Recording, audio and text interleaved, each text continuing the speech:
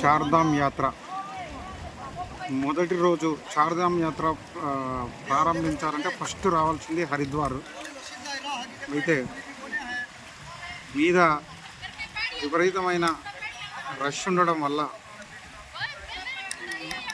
మీదికి పంపించాల్సిన యాత్ర పర్మిషన్ టికెట్స్ ఆన్లైన్ ఆఫ్లైన్ నిలిపివేశారు.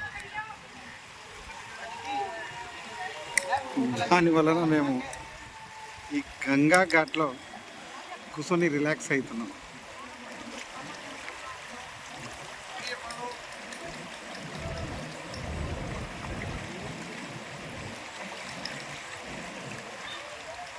మీద వర్షాలు పడుతున్నాయంట. కేదార్నాథ్, బద్రీనాథ్, హరిద్వార్ నుంచి 250 కిలోమీటర్లు ఉంది కేదార్నాథ్.